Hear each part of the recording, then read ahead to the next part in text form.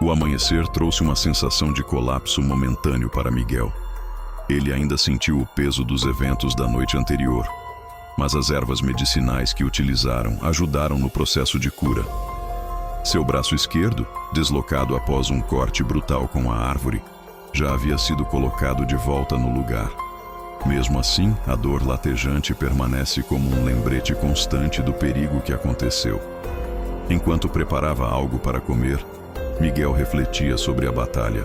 Ele sabia que, apesar de ter eliminado Lucila, o verdadeiro problema agora era o lobisomem macho.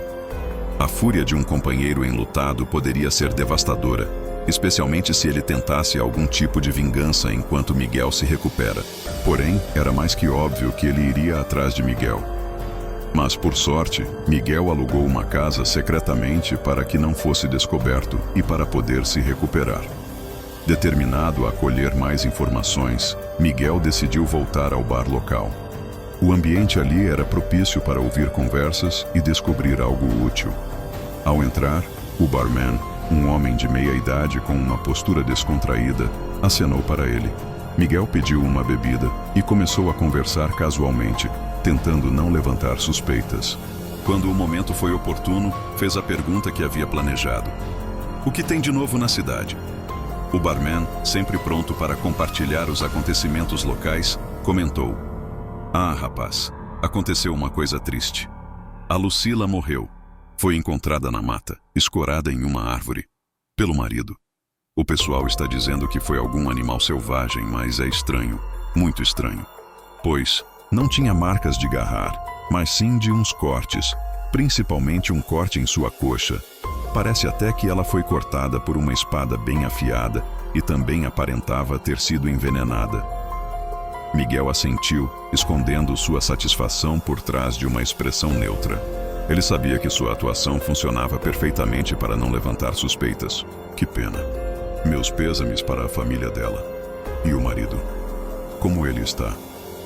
O barman suspirou, encostando-se no balcão. Tá furioso, como era de se esperar. Esse homem, como posso dizer, ele sempre foi reservado, mas tem nele algo que intimida. Desde que soube da morte dela, parece que está com fogo nos olhos. Está abatido, claro, mas tem algo mais. Uma fúria, como se ele quisesse vingança. Miguel fingiu preocupação enquanto tomava um gole de sua bebida.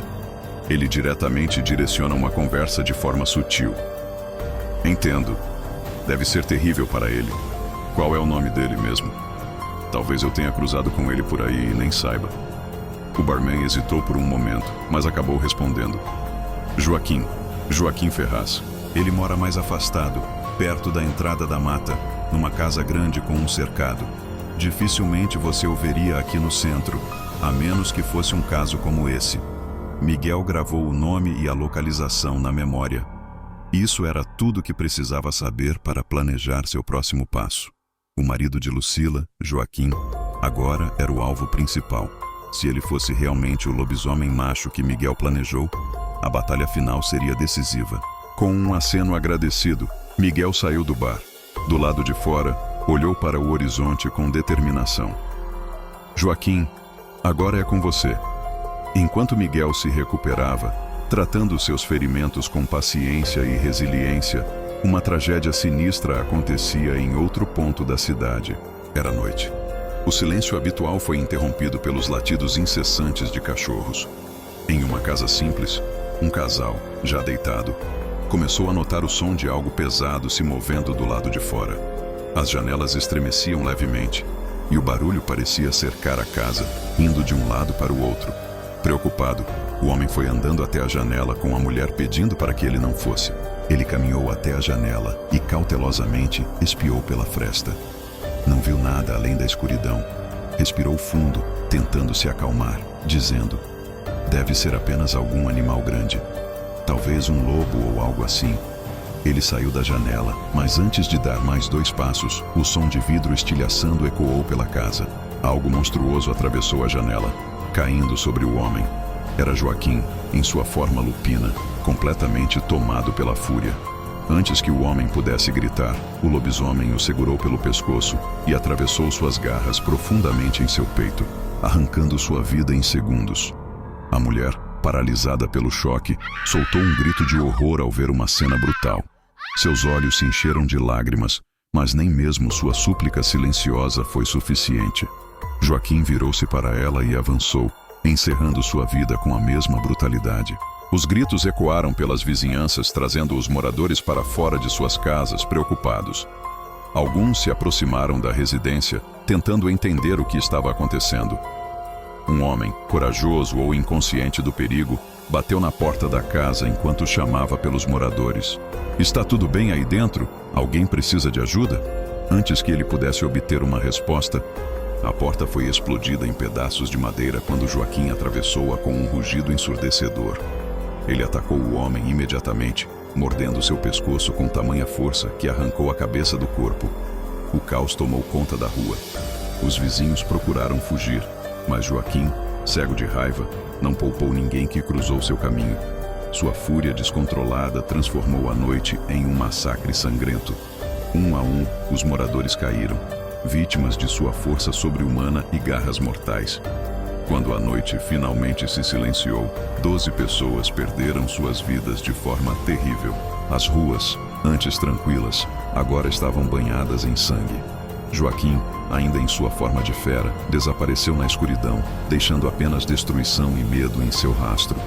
O que restava agora eram corpos, destruídos, e uma cidade mergulhada no horror, sem saber que o pesadelo estava longe de acabar. Na manhã seguinte, a notícia do massacre da noite anterior tomou conta da cidade como um vírus. 12 pessoas mortas de forma brutal em um único evento deixaram a população em pânico. As autoridades iniciaram investigações, mas, como era esperado, não encontraram nada que explicasse as atrocidades.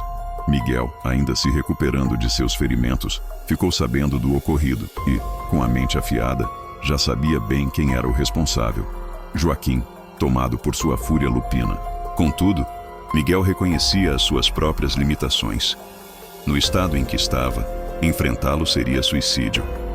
Por enquanto, tudo o que ele podia fazer era aguardar e se preparar, apesar do peso da impotência. Ao cair da noite, o horror voltou a assombrar a cidade. Desta vez, um grupo de 23 pessoas estava reunido para um churrasco. Amigos se divertiam, riam e a música ecoava pela noite. O ambiente era leve e descontraído, até que 2 homens se afastaram um pouco do grupo para conversar. "Ficou sabendo do que aconteceu ontem à noite? 12 pessoas mortas. A polícia acha que foi algum animal, mas nem humano e nem animal seria capaz de fazer algo assim." O outro assentiu, respondendo: "Sim, ouvi falar. Uma verdadeira tragédia. E concordo com você, tem algo mais nessa história. Isso não é normal." Enquanto conversavam, o churrasco continuava em seu ritmo animado, até que um uivo rompeu o ar. Não era o som de um lobo comum. Era algo mais profundo, mais aterrorizante, algo que fazia o sangue gelar. O grupo congelou de medo, todos olhando em direção ao som. O homem que estava na churrasqueira tentou agradar os presentes. "Vamos lá, gente. Deve ser só um chaque." Antes que ele pudesse terminar, algo colossal saltou sobre ele. O corpo do homem caiu ao chão, sem vida, enquanto os outros observavam em pânico. O que se anunciou sobre o cadáver do rapaz, Joaquim, novamente em sua forma de fera, tomado por uma fúria implacável. O terror se instalou. Gritos e correrias dominavam o ambiente enquanto todos tentavam se refugiar dentro de casa. Tropeçando uns nos outros, eles fecharam portas e janelas, acreditando que isso os protegeria. Mas Joaquim não tinha intenção de parar. Com um único golpe, ele atravessou a porta de madeira, entrando com brutalidade. O que se seguiu foram momentos de horror puro. Gritos e o som de corpos sendo dilacerados ecoaram pela casa. Na manhã seguinte, a polícia chegou ao local apenas para encontrar uma cena que desafia a descrição. Alguns oficiais vomitavam, incapazes de suportar o que viam. No meio de todo aquele caos, algo chamou a atenção dos investigadores. Uma mensagem escrita com sangue, marcada na parede da casa: "Lute comigo se não quiser mais pilhas de corpos." A frase era um enigma para a polícia, mas para Miguel, Ela era clara como cristal. Enquanto ouvia o barman relatar o massacre e a estranha inscrição, Miguel compreendeu que Joaquim não estava apenas em um assassino frenético. Ele o estava desafiando diretamente. A tensão aumentava. Miguel sabia que, mais cedo ou mais tarde, teria que enfrentar a fera, mesmo que ainda não estivesse totalmente recuperado. A cada dia que passava, uma contagem de corpos crescia e o peso da responsabilidade recaía sobre seus ombros. Joaquim o estava chamando para um confronto e Miguel sabia que não poderia ignorar.